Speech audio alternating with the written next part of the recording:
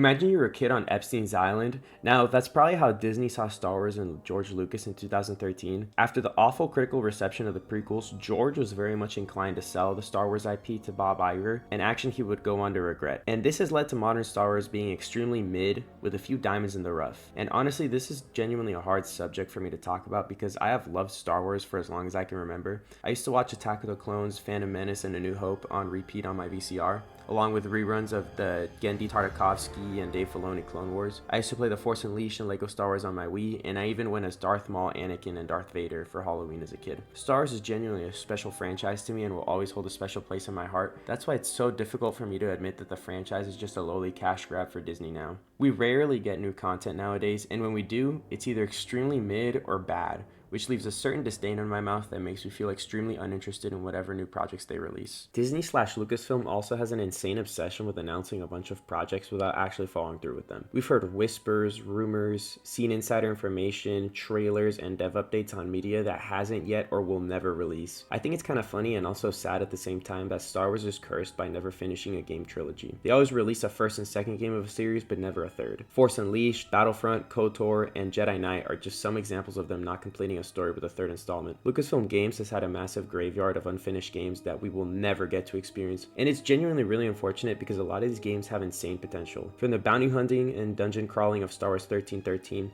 to the tactical gameplay of Star Wars Imperial Commando, a lot of these concepts, ideas, and even fully fledged builds of games are just abandoned and forgotten. There's also been so many movies and shows that have been announced that we will never see, like the Rogue Squadron movie or the plethora of other trilogies that have been announced with multiple different directors and writers, and it's genuinely crazy how Disney tries to build hype for these projects that we'll never ever see. Another thing that Lucasfilm Games has been doing that's really irked me the wrong way is just announcing a bunch of games well before they're in a playable state, and in my opinion the most egregious offender of this is the KOTOR remake. KOTOR 2 is my favorite video game of all time. The story is just incredible, but the genuine hard part about introducing the game to new people is the outdated graphics, gameplay, mechanics, and engine. Now I know the game is old and it's hard to knock an old game for those things, as they were made in a time where George Bush was president and Donald Trump was still posted up at the Diddy party. So all that said, the games are simply just outdated, which is why a remake is in my opinion a good thing. But the fact that they announced the remake for the first game with the little teaser of Revan in like 2022 and all the mess that has been going on behind the scenes, and we still don't have a release date or gameplay trailer, is genuinely mind-boggling. They promised power. Now they wield it. We face the greatest Sith in generations. They must be stopped. Now, they also just recently announced Fate of the Republic, which is God knows how many years away, and it's just confusing. Why are we announcing projects that might get canceled this early into development and won't be in the hands of players for another 5+ years easily? Side note, but this is the same shit that Bethesda's been doing with the Elder Scrolls 6. Like, I hate when game companies do this shit because you build hype for a game just to blue ball your diehard fans and then don't release anything for years and just expect us to be as hyped for your project as we were 10 years ago when you announced it. The stuff they do release, however, is just extremely mid as well. It's rare for us to actually get a half-decent project nowadays. Like, genuinely, who the fuck plays Star Wars Outlaws? I completely forgot that game even existed until now. In the last 11 years, we literally have gotten 5 real games, which is honestly embarrassing because in 2005 alone, we got that many titles, which is completely asinine to think about. The plethora of mobile and pinball games don't count either. Like, fuck off with those Star Wars Galaxy of Heroes ads, I'm sick of it. If I want a Star Wars video game to play, I'm not going to be on my cell phone and start fucking doing all that shit. I want a mainline release to either the console or PC, and it's clear that the Star Wars games are still profitable and popular. If it wasn't the case, people wouldn't go back to Star Wars Battlefront 2 on May the 4th every year, begging for a third title. I know modern game development takes a long time, but I just don't understand the prioritization that Lucasfilm Game has on these projects that they greenlight. For example, Star Wars Eclipse. I guarantee you probably forgot that game was even in development. I forgot too, honestly, and it was announced in 2021, and we still haven't heard much about the game, other than that they're going through developmental hell, which isn't shocking. But again, I ask, why are we getting an announcement trailer when the game isn't even remotely close to being finished? In regards to the other media that Disney and Lucasfilm have been working on, those have also not been great. Shows like The Book of Boba Fett and Kenobi all have the same chronic issues. Boring ass characters that add nothing to the story and just add unnecessary humor to the show, and the humor itself is always the most unfunny thing in the world. Fleet, I have an urgent communique for General Hux. Patch him through. This is General Hux of the First Order. The Republic is no more. Your fleet are rebel scum and war criminals. Tell your precious princess there will be no terms. There will be no surrender. Hi, I'm holding for General Huggs. This is Hux. You and your friends are doomed. We will wipe your filth from the galaxy. Okay, I'll hold. Hello? Hello? Yep, I'm still here. Can he hear me? Huggs? He can. With an H? Skinny guy? Kind of pasty? I can hear you. Can you hear me? Look, I can't hold forever. If you reach him, tell him Leia has an urgent message for him. I believe he's tooling with you, sir. About his mother. Open fire! BB-8! Or the characters are also just stupid self-inserts for the writers with the personality of an unsalted chicken breast. Also, these shows have terrible pacing, and I think this is because they were originally intended to be 2-hour-long films, but were stretched out to an 8-hour show, and in order to fill in that time, the writers created these dumbass subplots. Like, the entire book of Boba Fett is just a dumbass side quest, and then it cuts to Luke, Grogu, and Mando for like 2 episodes. Like, Disney, what the fuck are we doing? It's like they realized halfway through that the show was gonna suck ass, so they panicked in the writers' room and were like, just put in Mando and Grogu. They're popular and will make people watch the show, which I guess kind of worked. Like, no one downright hates the show. Everything I've heard and seen implies that it's mid.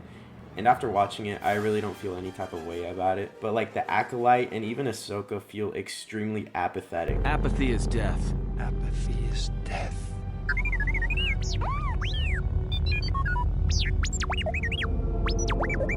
Apathy is death. Statement. Apathy is death.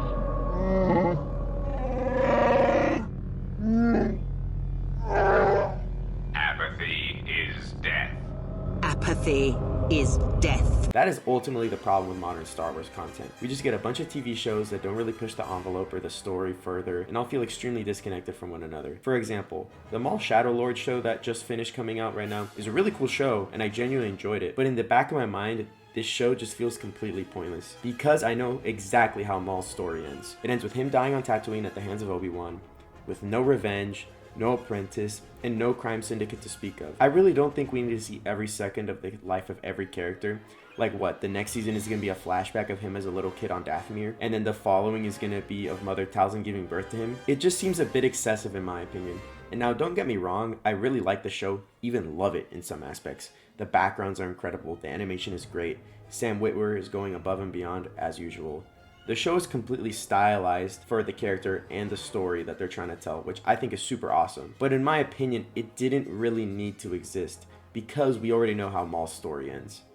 I would have preferred if they just created a new concept at this point and gone inside a different direction with a new era, because the current Star Wars timeline is just extremely filled with this content in this post-Order 66 pre-Battle of Yavin era that Disney is super obsessed with right now. Why is it so hard for Disney to come up with new ideas? I genuinely don't get it.